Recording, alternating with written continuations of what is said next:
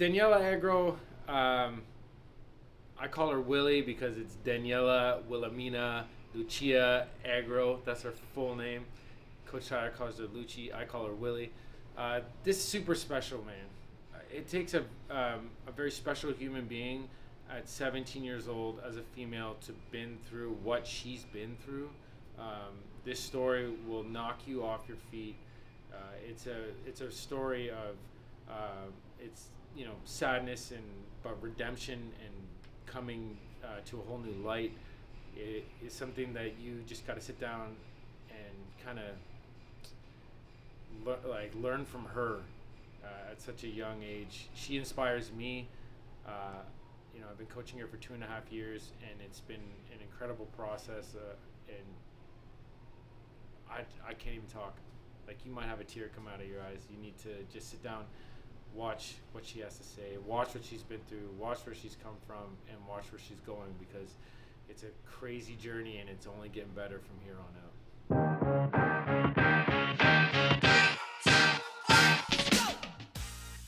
What's up, guys? Welcome back to Radix Gym. We got a special story for you today. This is my athlete, Daniela. She's my best teenage athlete. That's why she's giggling right now. My only teenage athlete. I wore my oversized t-shirt today because she said that's super cool. Yeah. She wears a lot of oversized t-shirts. It's the way to go. It's the way to go. Because you can see she's in very good posture right now. Yeah. She's getting ready for the CrossFit Open, which starts today. But we're going to talk a little bit about her story, her journey, how she got here, right? Are you excited? Yes. Are you nervous? Slightly. This is her YouTube debut. I'm kind of camera shy, so. Yeah, okay, that's okay. We'll get her out of that, don't worry. Yeah. How old are you? I'm 17. Daniela's 17. Yes. She's in the 16 to 17-year-old division, yes. right? For the CrossFit Open, and then quarterfinals, hopefully semifinals. And she's been CrossFitting for? I started CrossFit when I was 12. Like, I just dropped in a little bit, like, inconsistently, but I'd say, like, I've kind of been training, like, actually training since I was, like, 15. Okay. So 2 years of, 2.5 years. Yeah. Of, like, actual training. Real training. But her mom was doing CrossFit, yes. Right? Is that how you got into it? Yeah. Well, yeah. You did some drop-ins with mom? Yeah. Yeah. She's been CrossFitting since 2006. So when she was pregnant with me, which makes sense. It's the CrossFit, whatever, into her mom, into the belly, into Daniela. She knew what she wanted to do from the womb. Yes. So let's start at the beginning then. At the age of 12, you tried some drop-in classes to get a feel for it. Yeah. And then what happened between 12 and 15? Were you working out, sports, anything like that? So I was like doing just kind of like my own thing in like a Globo gym. Like I would do. She wanted to be a bodybuilder. Random stuff. No, I just was like, I don't know what I was doing. I would go on the rower, put the damper at 10, and then play the fish game for 10 minutes. And then I would be like, okay, that's my workout. If you've never played the fish game on the rower, you got to click in and find it and give it a try. You don't know what you're doing. And I would I would be like, oh, this looks like a cool machine. And I would go on it for like 5 How old are you? Like 13? Like 13, Would like one of the, like a Good Life? Just like, yeah, like a Good Life. Would one of the trainers come to you and be like, excuse me, little girl? No one really bothered me. Nobody bothered you? They were scared? Yeah, I think the first time I actually went into a gym was in Florida, at my grandparents' place. Okay. Like during the New Year's, I just kind of wanted to try it out. And then I did a whole bunch of sports. Like my parents wanted me to try many different things. Yeah, she played some weird sports. I did canoeing, like war canoe, for a good war canoe. For a good 3 months. As an 8-year-old. Yeah. And the smallest human being, the biggest boat. In the winter, when the lake was frozen, we'd do a lot of dry land stuff. So the dry land consisted of, the canoe club was like, it was kind of like in a house. It was really weird. So we would basically lift weights in the living room. And like I'm down with that. It was very random. And it was like there was this guy with a bamboo stick walking around. Was he beating you? And he would he would be like, you need to get lower. And it was so funny. It was What? so funny. What time period is this? Like, Is this like it 1900s was so working weird. out? And he had like a little Lord. dog like walking around with him. It was strange. but Daniela's parents, we need to talk. I need to know where this Yeah. place is. I kind of like this guy It though. was weird. So you did canoeing. I know you did lacrosse. Yeah, I played lacrosse for a while. Another sport for a small human being. Swimming. You swam? But I was good at swimming. Swear, yeah, Like I that's was. cool. You probably a little surprisingly good. torpedo through the Yeah. through the Because water. I was buoyant. I was Yeah, bigger. yeah. When you're bigger, You can't. You're You buoyant. literally couldn't drown. No. You would just float along the ocean until Yeah. somebody picked you up. Yeah. And then at what point were you like, I want to try like a CrossFit class, or how did you end up in our gym? Because your mom goes to a different Yeah. CrossFit gym. Yeah. So I also, another sport I did was skiing. Okay. So I started doing CrossFit at Tidal, like just for dryland ski training with my friend who played hockey. Okay, yeah, yeah. And I did a couple classes there, and I was always interested in CrossFit because my mom had talked about it. And Yeah. when I was sick, I would usually just go wait. Like when I wasn't going to school, I would just wait in the gym and like kind of like peer in and watch her do it. Yeah. And I thought it was really cool. So then when COVID happened, I started just working out in my basement because I wanted to get better at skiing. And I was following like a programming from a gym in Toronto that like the ski association I was with like was affiliated It was with. like a strength and conditioning program. Yeah, but the guy also did CrossFit too because cool. he thought it was like a good method for Yeah, sports yeah. training. Which it is. It is. So Check out your then local CrossFit gym. I did some of that, and I started really getting into working out a lot. And my mom. It got to the point where you enjoyed the working out more than any Yes. of the sports. Yeah. I've been there. And my mom, like since it was COVID and the gyms were shut down, she knew some people. So my mom kind of wanted me to like learn how to do things properly because she knew what I was doing, and like I was not doing anything properly. Like I remember I hurt my shoulder once, Yeah. and Oh, gosh. I was like, okay, since I can't use this shoulder, I'm gonna do double the reps on the other one. Like That's to get the volume in. very good Like- teenage logic. Right Like, there. I was like, That's this makes exactly what you should perfect do. sense. So I would do that. Like I would just do like random things. So she was like, okay, I need to Help you out. help you Get out. you So a trainer. she found like she knew someone who went to this gym and who had also gone to her gym. Angie. Yeah, so Yeah. Angie was a member here. She did weightlifting here. She Yeah. learned how to do Olympic weightlifting with Yeah. us. Yeah. So she would teach me like the Olympic lifts in the basement, just like. And she's also a basic trainer, things. so she's not Yeah. just teaching random kids in their basement. Yeah. She has Yes. she has credentials. She Yeah. has a Yeah. client base. Yeah. So Shout I- out to Angie. I did a couple sessions with her, and like I really enjoyed it. And she was like, I remember, I think it was the 2021 Open. She was like, we should, like, I know a gym. It was this gym. She was like, I'm gonna talk to the owner there. He's really good at coaching kids. Like, he knows what he's doing. Like, we should get you in just so like we can test some things and stuff like that. And at that point, I was still a little bit unsure. I was still like doing my skiing and stuff like that. So I was like, I'm just gonna finish like this ski season off because I want to then I'll like for skiing, the next age group I would bump up to would be FIS, and it's like the international one, and like I was not good enough to do FIS, and like it was kind of like the passion inside of like for me for skiing was kind of dying out. Yeah. So I was like, I'm just gonna wait. So then I did wait, and like during that time, I think it was December, the ski season because of COVID got canceled and stuff. And that was like really, really hard for me because all of my friends, like most of my friends were with skiing because I would spend like 4 days a week in the winter out of school, like skiing and like training for skiing. So when that happened, I felt like everything in my life that I had control over was not in my control anymore. Shout out to the Canadian government for Yeah. shutting us all down Yes. for 2 years, not letting me run my business or make money, Yes. and making poor youth like this not know what to do with their lives at all. Yeah. So then that happened, and I was like, okay, like, you know what? Like, I don't know what to do with myself. So I just started working out even more. Doing and more one-arm stuff when the other one-arm arm didn't work. And like all my like insecurities kind of just like came in and I was like, okay, you know what? I need to like get smaller. I need to like be fitter. So like I would spend like I would like tracking your food is fine, but like I fell into like disordered habits where like I was tracking my food and like counting my macros every day, which like I still count my macros and stuff, but like it got to the point where it was like some weird stuff was happening. Like just like I was getting super anxious about it, and it like led me down a really like bad path and stuff. So what happened? I ended up being like, I ended up getting hospitalized in the hospital for an eating disorder.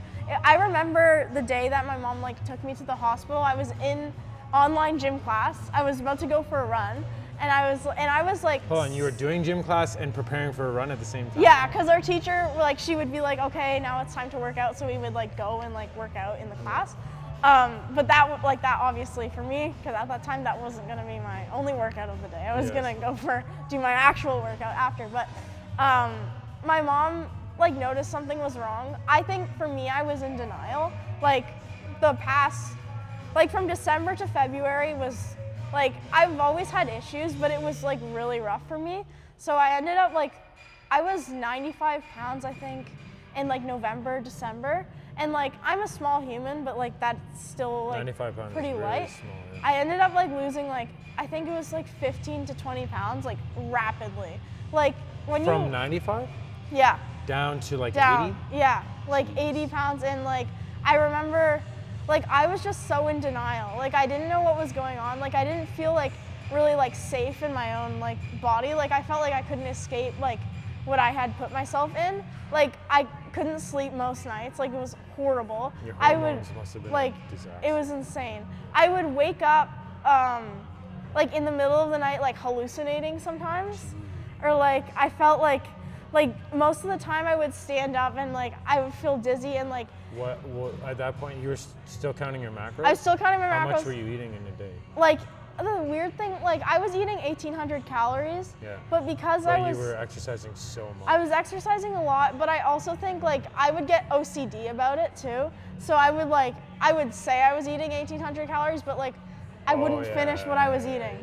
Like so you had 1,800 calories planned out for the day, and then I would each throw meal things you'd be like, oh, you know what, I don't need this extra this, or that. And then in reality you're eating like 1,200 calories a day.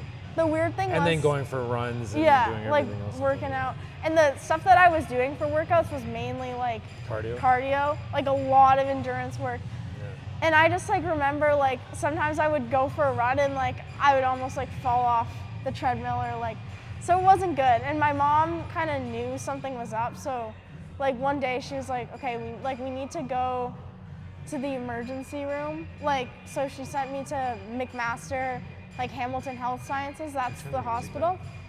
It's because it's the best, like it's one of the only eating disorder wards in Ontario. At McMaster? Yeah. Which is nice for us because it's like a 20-minute drive. Yeah. It's like the best one. So it's the best kids hospital. Yeah. And so when I got there, all the hospital rooms were like flooded, like they were like, cause eating, like there was a big like pandemic with eating disorders too, or epidemic during the time, cause as like COVID was shutting down, like it happened to a lot of kids where they would like fall into habits, like to just gain control of their lives.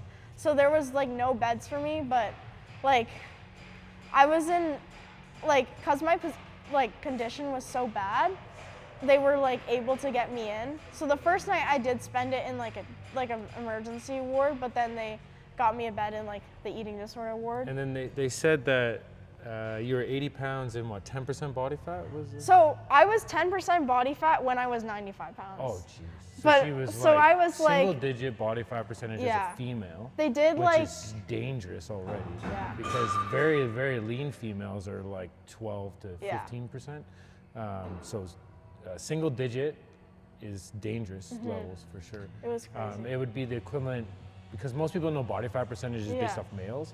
It'd be the equivalent of a male being like 3%, which is like not sustainable for any longer than maybe being on a bodybuilding stage for 3 minutes or whatever they did. So when I was at the hospital, like they ran through like a series of tests. They had like skin, like bone density tests, because when you're not eating enough, like your bones like get really frail. Your body starts your to body use deteriorates. it. They did like they didn't have like the body scanner we have here, but they did skin caliper tests, which like it's not the most accurate. It's fairly accurate for that style. Yeah. But they did that. They told my mom, they were like, she has like 0 body fat. Like she has like 0. And like, especially as a teenager going into like puberty, and you can imagine that there's just so many hormonal things going on. All of my blood pressure was like, I don't know what it was, but it was not in the good range. My liver was failing, my kidney was failing. My resting heart rate was resting heart rate, it's fine to have a low resting heart rate, but mine was like dangerously low. Like the doctor told me when I first came in, she was like, if you didn't like bring her in like today, she would have died in her sleep like the next day, which is like insane. I also remember, I feel like I'm just like throwing a lot of information, but you tell whatever you want to tell. This is your story. 2 weeks before I went to the hospital, I also wouldn't tell my mom anything. Like I would weigh myself every day, but like, or sometimes 3 times a day, which was bad, but I would not tell her anything that was going on. So I remember one day, I think I was doing like hollow holds or something, I don't know. And like, I just like start looking down and my stomach is like purple. Like it turned a different color. And I was like, it was like that for 2 weeks. And then when we went to the hospital, they were like obviously doing an examination and they were like, I was like, oh yeah, I forgot to mention my stomach is purple right now. I don't know why it's purple. So just like a lot of stuff was going on. So I spent 3 weeks there in the hospital, and I knew immediately then and there that like I needed to get myself out of the situation. Like there was not like a doubt in my mind that I didn't want to get better, because some people don't want to get better, but I like actually really did want to get better. Yeah, you took like a first step that might take some people like a long time to get I was like, I need to like cut the crap and like get my act together, like this needs to end now. And I was also remembering like I used to like when I was younger, because I used to be bigger too, I used to like wish. I saw chubby Daniela photos. I was pretty big. I was 125 pounds when I was like so can you imagine in 4'11", that which is she's crazy. Like 120 pounds as a what, 7-year-old or something, and then as like a 4'8" too. Yeah, and then 80 pounds. Yeah. There's so many different versions of me. Like I've been so many different people. But I just like remember when I was younger, I used to like wish I was in the situation I was in. Like I used to want. Oh, you wanted to be skinny. Like I wanted really to be. Badly. I wanted to be like I wanted to have. Because I had such a big like binge eating like addiction to food. Like I wanted to have an aversion to food, like I did kind of back then. Like I just wanted that feeling. To me, it's like a pendulum, right? So if you have balance here in the middle, and this is like obesity and the fattest Daniela, and that's binge eating all the time, and then that thing swings back, but it doesn't stop in the middle. That momentum takes it to this side, and this is Daniela. I'm not going to feed myself enough, and I'm going to train until I'm 80 pounds and end up in the hospital. So this is a low point for a lot of people, and you had that kind of low point, and you swang to a different low point on the completely opposite side of the spectrum. So how did we end up? I don't know if we're here, but we're in we're in a balancing range, right? Where the pendulum only swings so far anymore, right? Yeah. So I keep touching this. So you got out of the hospital. I got out of the hospital 3 weeks. I was still. And then what was your initial thoughts of like what you had to do? Well, first I got admitted out of the hospital. During that, like when I was in the hospital too, I was on bed rest. Like I wasn't allowed to walk. To exercise. I had to, or walk. Like I had to sit in a wheelchair. Like if I was going to the washroom, I would like be in a wheelchair to go to the washroom. Or like when you're showering, like in the wards, like you have to sit. So they have a seat in the shower. It was. So for 3 weeks. It was crazy. Bed rest. Yeah, bed rest, like sitting, like no standing. So then when I got out of the hospital, I was allowed to like start moving, like a human should move. Yeah. And walk. I was also admitted into the outpatient services at OTMH, so the Trafalgar Memorial Hospital. Yeah. So and when I was there, I was like, okay, like I need to get through this. Like I need to get done with this and like start living my life again. So I just did everything they told me to do. Okay, good. And like, I think part of me really didn't want that to happen because I wasn't scared of gaining weight because all along, like, I did know that I had to do it. And at the end of the day, like, those last 2 months, it wasn't about being skinnier because I knew I was already lean. Like, I was fine with the way I looked. It was just like, I felt like everything was not in my control. So I was just like grasping to the one thing I knew I could hold on to. So I just, like, I was scared that because of my past, like, because of being bigger, I would just become big again because I would swing back forward. That way, yeah. So I was really worried about that, but I just kind of like took it one step at a time. And then it was like during that time, it was also a weird time too because COVID was still happening, so I wasn't really seeing many of my friends and stuff. So it was during that time where like I decided to like just like, I wasn't allowed to work out yet, but I did know that I wanted to kind of get back into CrossFit when I was healthy. And that was like one of my main like motivators to like getting healthy was so that I could like try a new sport and like do CrossFit. So awesome. When I was on bed rest, I would do like whatever I could to like learn about the sport. So I really like, without even doing CrossFit, I would just like nerd out on my computer, like splurge all the YouTube videos, all the behind the scenes, like the OG behind the scenes. And then I would also watch like the Savon podcast. Like that really, honestly, that really kept me going. Like, especially since I wasn't allowed to see my friends as much. Like I still did, obviously. Yeah. Like, yeah, cares. yeah. But you should have.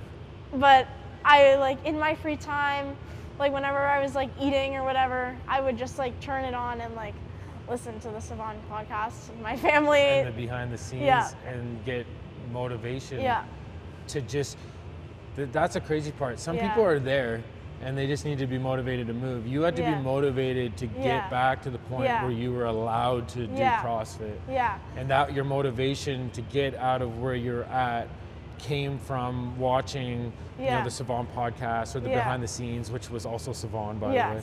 Yeah. And that motivation led you just to be able to step foot into doing CrossFit. Yeah. Like you earned your right to step into the door. Yeah. And people should, if you're questioning whether or not you should do it and you have the ability to do it, you should listen be to grateful this. for it. Be grateful that you can step in the door and that you can do it. Because she didn't even have that opportunity. She had to earn the right to step into the door. Yeah. You can just step in. You should just step in. Yeah. My family, like, they knew Savon. Like, my dad knows Savon. My dad knows his voice every time it's on. He's like, "You're watching Savon again." I'm like, "Yeah." I'm just like, "That guy's, he's a funny guy." Oh, that's so funny.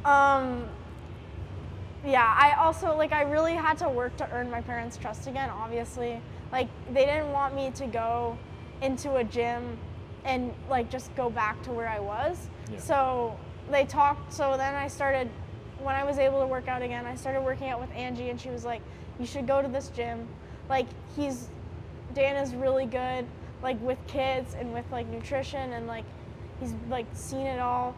So you should go there and, like, just try a class, go to the Saturday class." So my parents were like, "Okay, yeah, that's it." Like, my mom also knows CrossFit. My mom knows that the community is, like, not gonna let you, like, fall again. Like, if someone sees something's up, like, they're gonna call you out on it. Yeah. It's not like I'm working out again in my basement on my own. Yeah. Like, with your mind telling with my you mind, what you should or doing shouldn't do. double on my right arm because my left arm didn't work. Like, no. Yeah. So then I started going to the classes. And I remember the first day that I was here, I walked in and I had like the meeting with Rachel, and she was pregnant with the twins. And I was talking to her, and me and my mom were actually talking about this yesterday.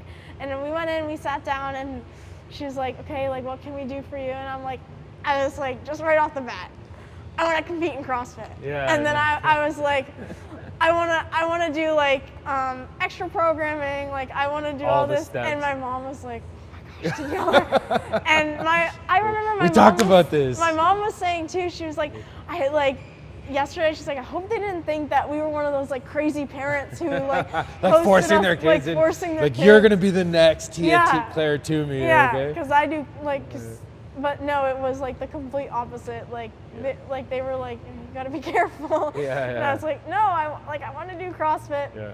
And Rach was like, well, just take it like one step at a time. So like I listened.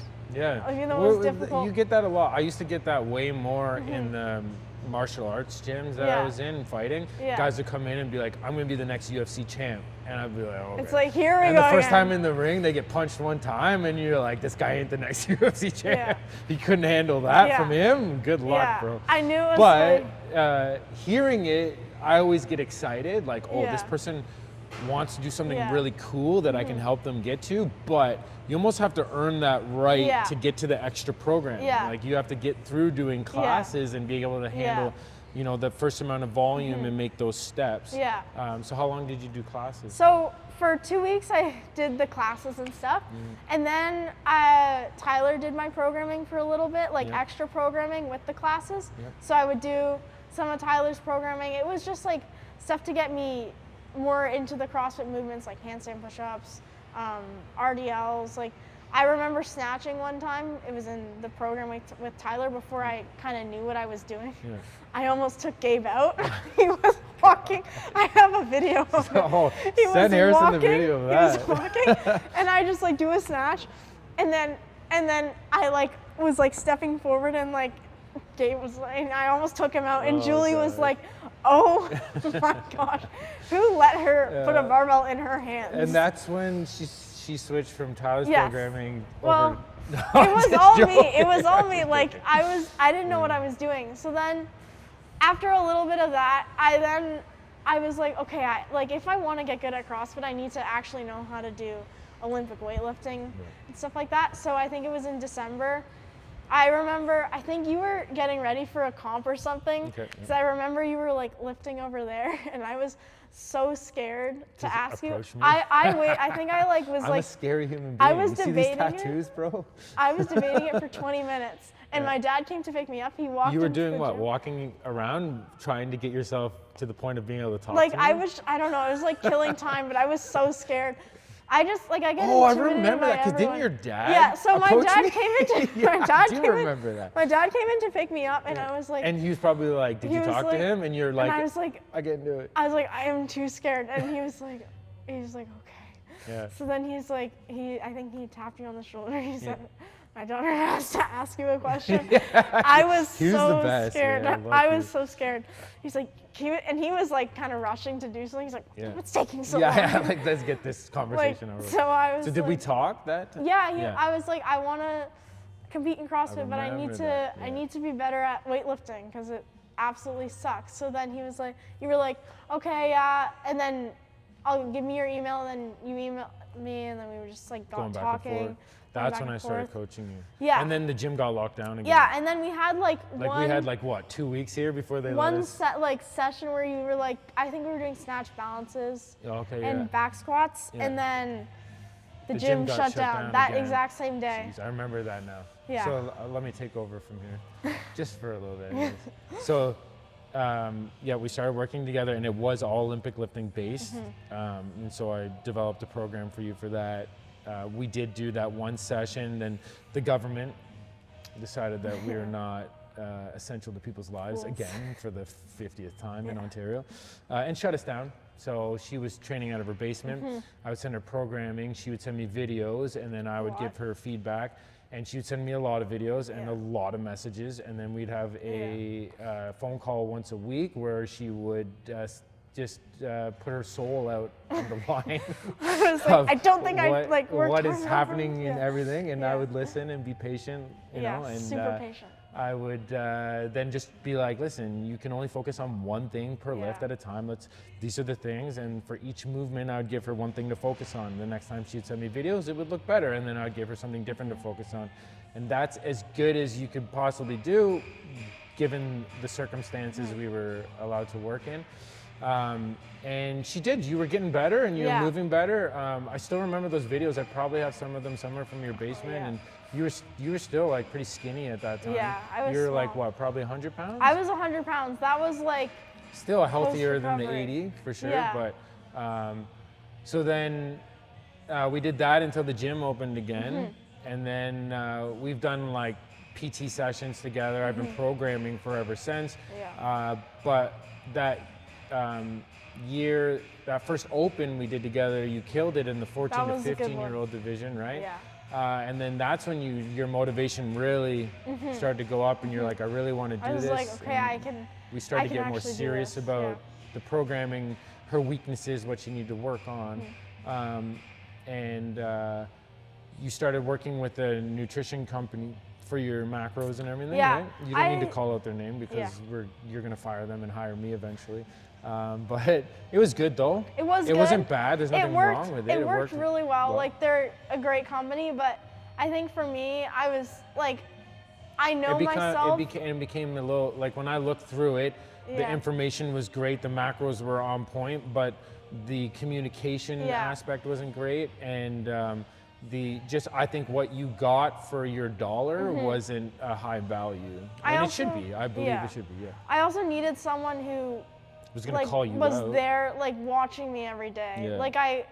It's like for me, like working remote with a nutrition coach just didn't work because they can only ask you questions and my answer is going to be my interpretation of what's going on. And I can see everything Yeah. that happens. Yeah. And we have the in-body scanner, so we scan her regularly to see how much muscle, what's her muscle mass doing? Is it going up or down? Is she, where's her water, like how much water is she carrying? And then what her fat percentage is, so that we have not just a scale that we're working with, we have actual numbers of what is going on inside to make adjustments for, depending on what we're working on in that moment, what's coming up, and how she's feeling. Is she recovering well? Is she performing well? Is she sleeping well?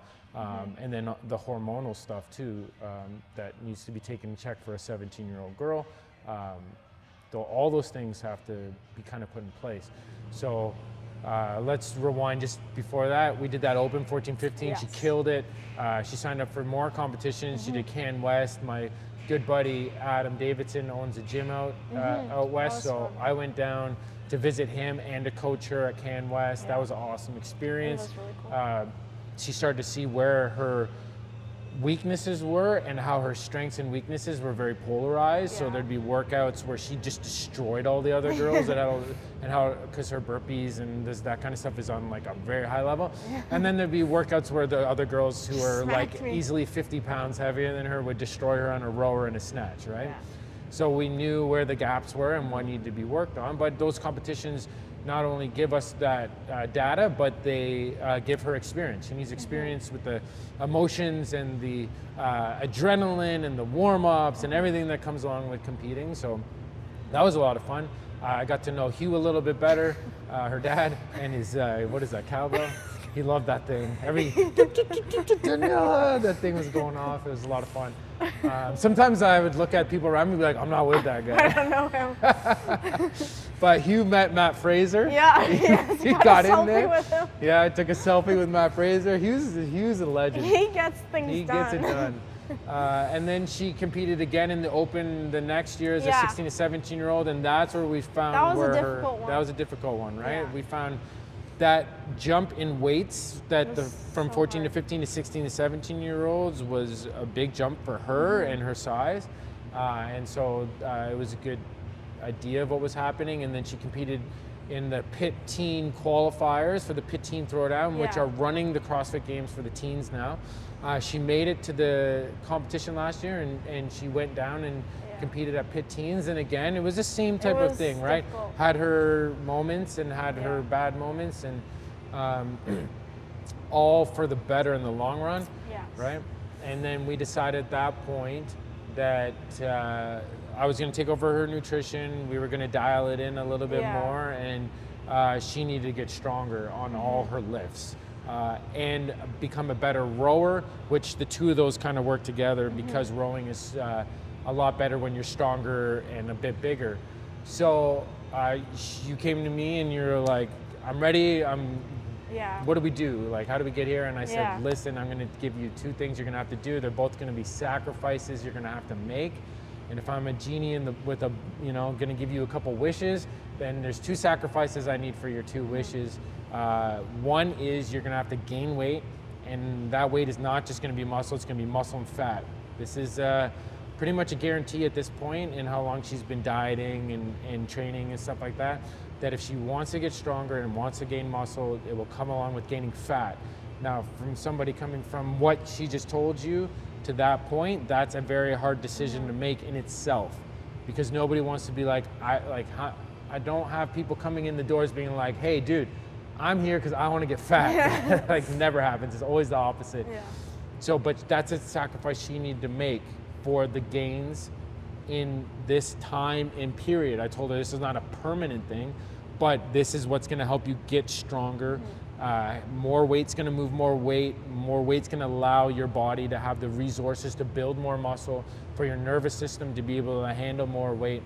And I was confident in this because I did this with my wife, Rach, who competed at regionals in 2014, who was another small underweight athlete who had really good burpees and handstand push-ups and needed to move the barbell and the rower a lot better.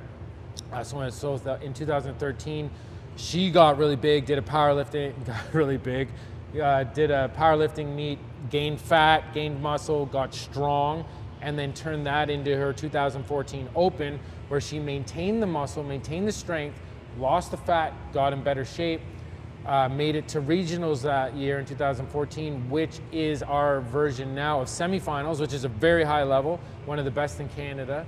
And she did that through a long process, and with that period of time where she had to walk around being fatter than she was used to be and in worse shape than she was used to being in. So I knew what to do, but I needed her to buy into the process. Not only the first thing was getting fat, the second thing was losing conditioning, which is her kind of bread and butter, do burpees till can't do burpees anymore. And we had to get rid of that idea of having to do all these Metcons over and conditioning over and over again. The focus was lifting heavy weights and doing it well. And so she put on her big boy pants, untied, let them come out, because Thanksgiving we're gonna get strong, we're gonna eat. Yeah. I came up with the plan. She looked at it and said, what the heck do I have to eat in a day? That was crazy. Yes, it was a lot of food. And she used it well. She gained like 6 to 7 pounds. Only 1 pound of that was muscle. The rest of it was fat. And it was the highest body fat percentage she'd been in a long time. I think we were close to 20% body fat at that time, which is great. It's exactly where she needed to be. She PR'd every damn lift, okay? Back squat, deadlift, front squat, clean and jerk, snatch, power snatch, hang power, everything got PR'd, okay? She got stronger. We did this through a couple cycles. And then she would have moments in time where she's like, I just want you to know that I'm a bit uncomfortable with that was me trying to put it nicely. Yeah. What I really wanted to say is I feel like a fat. Yeah, see, I feel That's all I wanted to say, but she bought into the process. If you looked at her, she looked maybe a little bit bigger. Like, we're talking about, now 6 pounds on a small frame, yes. Yeah. But at the same time, the perception of how you feel is always going to be more than what people see, right? Yeah. So, but she dealt with it, and along the way, there was always a million questions and a million answers I had to give, and I just knew that was the process with her. Being patient and explaining to her how the world works and how her mind could be playing tricks on her sometimes. But we PR'd everything, and then we sat down and we're like, okay, what's the plan for the Open season? The Open is starting today, and we have Open quarterfinals, hopefully semifinals. And so we came up with the plan about 6 weeks ago, maybe 8 weeks ago, and it's time to get in condition, maintain strength, and adjust the macros slightly so that she can be a little bit lighter, a little bit faster, better with the gymnastics. And over those 6 weeks, she gained another pound of muscle, which is awesome. It means she's still young, which is good. And she went from 20% body fat down to 16% body fat. Cons have never looked better because she's stronger than ever. But now she's conditioned and at a weight and body composition that's she feels really good at. And we're ready to hit the Open hard. And I'm just so, I'm so proud, I'm so excited of what she's done, because that takes so much from where she came from till now. And now she's 116 pounds, from 80 pounds to 116 pounds of, you know, lean muscle ready to, functional muscle ready to compete at the highest level possible. That takes so much grit, determination, resilience, and self-awareness to realize when you've put yourself into such a bad spot mentally and physically, to tell yourself, I'm coming out of that and I'm gonna do something that's gonna be amazing, you know, to be patient with the process, to have faith in me and what I'm doing and how I'm approaching the situation from my expertise, and just listening and turning her brain off, even though her brain asks me a million questions that I have to answer, but then turn it into learning experiences for her. It's amazing, absolutely amazing. 17 years old. I don't know how many 17-year-olds can say that they've been through what she's been through and come out on the other end and still want and are doing things at such a amazing level. It shows you the power of just believing in yourself and something of a higher calling to what your life is. Even now, she's still, you know, she's obviously, nobody's perfect and everybody's gonna be dealing with these things over and over again, but she has, I think, the right people around her to call her out. I call her out all the time. I love it though. And I make fun of her all the time. I Keeps me deal with humble. a million messages. Sometimes I read the messages and I let them simmer. I see them, I don't answer them right away, because I know that she needs time to reflect on what she just told me, because it's absolutely ridiculous. Okay? And then she'll come back and even answer her own questions exactly how I would have answered it. And that's how I know she's growing, but she's dealing. She's dealing with these things, and she has to continue to deal with these things, but we're doing it in a healthier way. I tell her, she tells me, I don't want to go out with my friends. I tell her, go out with your friends. I don't like doing the stuff they do. It's okay, go to the movies, eat popcorn. It's not gonna kill you, okay? And we're trying to find balance in that, because I don't want her to miss out on these things. I'm going on vacation. Oh, my life is so horrible. I'm going on vacation to Greece and I can't find a CrossFit gym. This is not a problem, okay? I didn't say that. You're like, I need to get my workouts in, and it's stressing me out. I need to get my workouts in Greece. I'm like, you're in Greece, go to the effing beach, okay?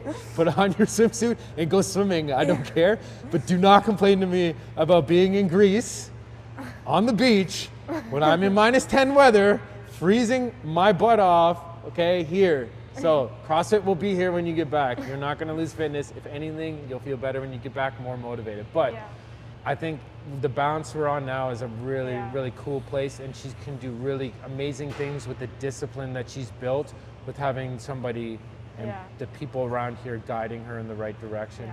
I'm super excited for this season. It also shows you the power of what a CrossFit gym and what CrossFit is. Just the fact that her whole motivation just to get back to moving was so that she could be able to CrossFit again. That her goals are revolved around CrossFit. I think CrossFit's an amazing thing, but I also bring that back to balance with her, because she'll message me sometimes, and one time I told her, listen, can I tell you something? She's like, yes. And she probably knew I was getting into something deep, but I was like, the most unhappy I've ever been in this gym is after I PR'd a 3-rep max front squat. And I'd been working towards this 365-pound 3-rep max front squat for a long time. I did it, I racked the weight, and in the moment, it was the most unhappiest I've ever been in this gym, because I realized that I had built all my happiness into whether or not that lift happened, and that's not a good place to be either. And I told myself in the moment, that's not who I want to be.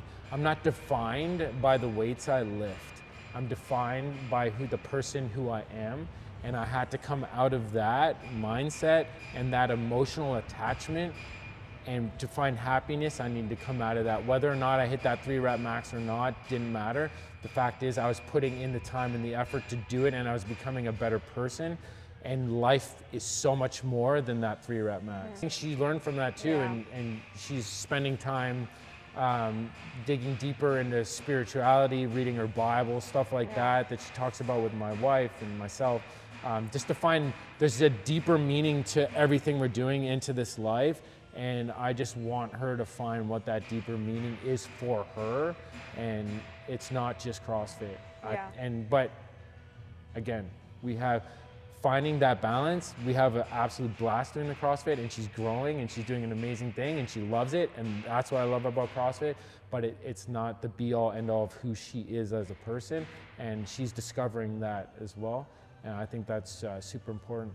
But I just want to say I'm super proud. I'm so happy to tell this story. I'm so proud of who she is and where she's come from and where she's now. I'm super excited for today when that open workout gets announced and I get 3 million messages from her in her law class or wherever she is about it. I'll be chiller than last year. Okay. I feel like I've definitely gotten like a lot wiser than last year. I think last year was a bit difficult for me to deal with in the open because I had come off like I basically just did my first open and I was already in the top 10%. I feel like it wasn't given to me, but like it just came like so instantly for me. And for me, I've also never had instant success in a sport like ever. So that came as like a really big shock to me. So I think it really set my expectations high. All her weight went. Yeah. No. I was always like, okay, like I suck at this. She's never been a proud person. No. She's never had an ego, that's for sure. But like. Just that one time, I remember the first time you beat me in a workout, it was a running burpee workout. Do you remember that? The look on your face, oh my goodness. You're like, what was your time? And I like told you my time, and you're like, I did this. It was a running and burpee workout, and I looked at you like, you beat me, and you're like, and I'm like, never again. No. But that's gonna happen more often now. You beat me this week in a wall ball burpee workout. You are X plus, so it doesn't count. Sorry, she beat me. We'll see if I were. She beat me by 1 rep. One singular. I'm coming for those burpees. Singular. Okay? I'm getting He's old. not built for burpees. So. I'm built for wall balls. Yeah. Not burpees. Yeah. But anyway, so we got off topic. Yes, she's done an amazing thing. I think you guys need to learn from her experiences at such a young age and apply them to how you can apply them in your life. But I also think you need to like, subscribe, and share this video, huh? Yeah. Yeah. We need you. If you don't like and subscribe, leave us a comment. Leave her a comment. Yeah. Don't leave me a comment. She needs a big woohoo. Hit me a follow Daniela. on Instagram. Yeah, follow her on Instagram. We'll put her follow tag the gym up. on Instagram. Yeah, if you don't follow the the gym already, then let's go. Now what she's are you getting doing? it. That You're sounds. a fool. Yeah, let's go. Okay, we need you guys. If you don't like and subscribe, we can't make these videos. We want to show you what the next step is to make the next video of Daniela's journey. Like, subscribe. Know what I need you to do? Go smash the camera. Okay.